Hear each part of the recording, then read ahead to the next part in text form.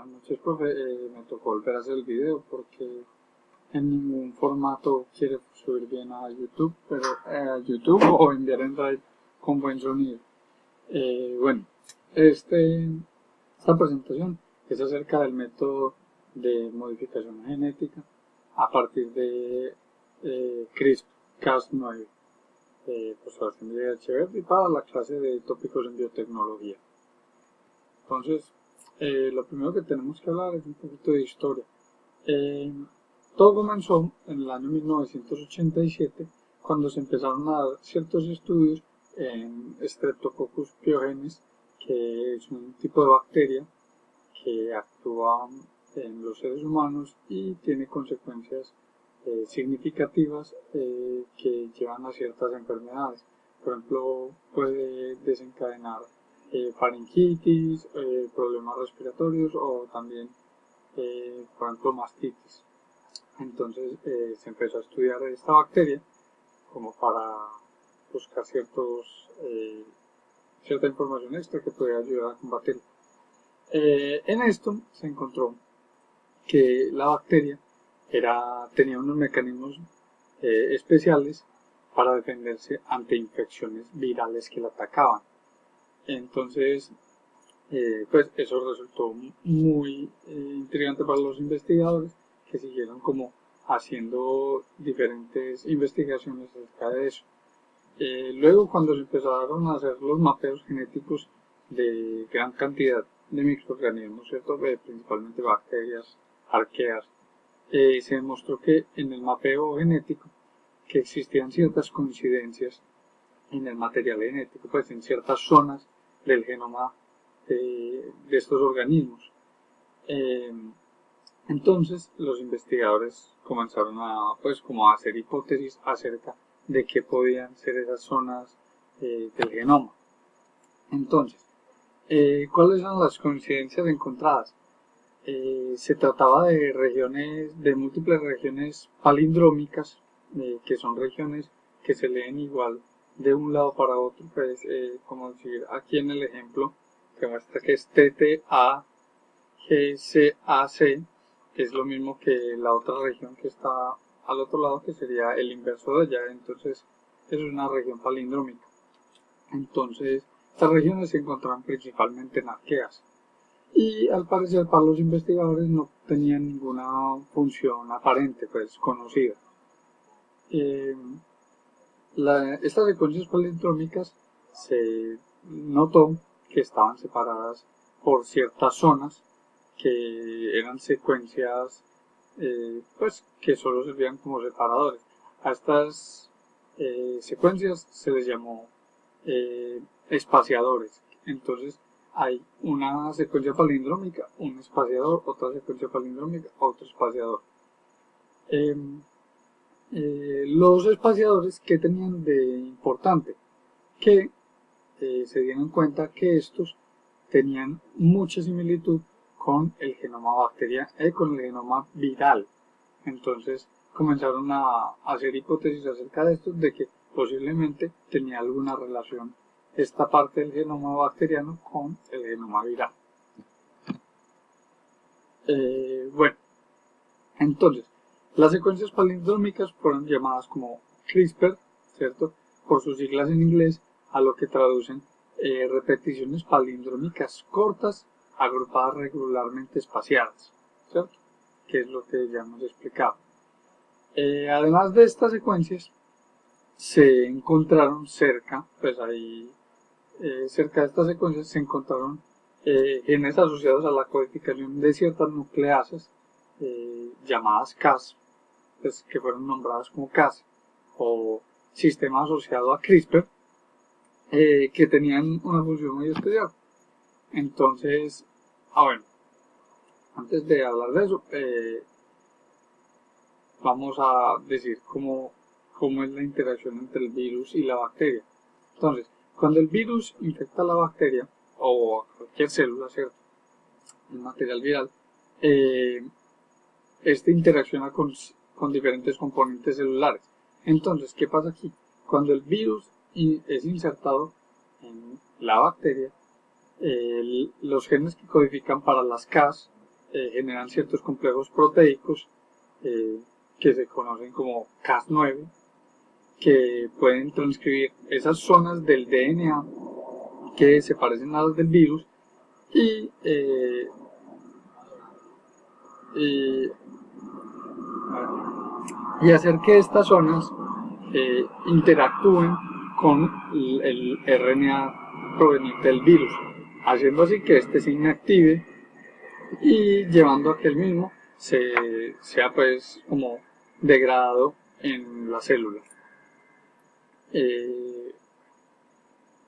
Bueno, ¿qué es otra cosa que tiene de importante las Cas9? Las Cas9 se dio a conocer que podían, además de inhibir ese material viral que estaba entrando, podían asimilarlo y juntarlo al genoma bacteriano. Entonces, esto era muy importante porque así es como la bacteria va cogiendo mayor resistencia con el tiempo a ciertos tipos de virus que ya la han infectado, para en un futuro poder combatirlos con mayor facilidad. Entonces, aquí tenemos el mecanismo de acción de CRISPR-Cas9.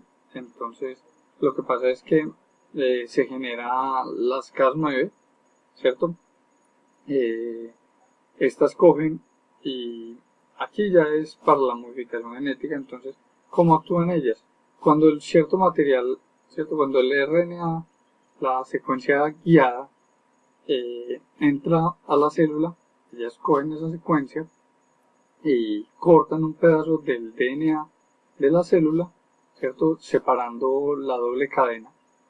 Entonces la separan, la cortan y hacen que ésta interactúe con el RNA que está entrando. Pero además de eso, entonces la doble cadena intenta hacer, pues, rearmarse para volver a estar en su conformación original, pues, o estar unida, no necesariamente en su conformación original, sino que estar unida nuevamente. Y en ese momento es cuando se le pueden meter los genes que queremos aplicar aquí para que se inserten en una de las cadenas del DNA y así ya para completarse el mismo va a buscar los nucleótidos homólogos para poder completar la cadena y ya queda el gen que queremos insertar pues ahí metido. Entonces, es la manera en que se hace. ¿Qué más podemos decir? Las posibilidades que hay a partir de estos métodos de modificación génica son muchas. Pues la tecnología lleva a que se puedan hacer muchas cosas en este momento, como por ejemplo cuáles son tratar ciertas enfermedades de carácter genómico que pueden afectar a muchas personas y que no tienen un tratamiento conocido por el momento porque ya vienen insertadas en el genoma de cada persona, entonces no hay forma de tratarlas. ¿Qué más se puede hacer?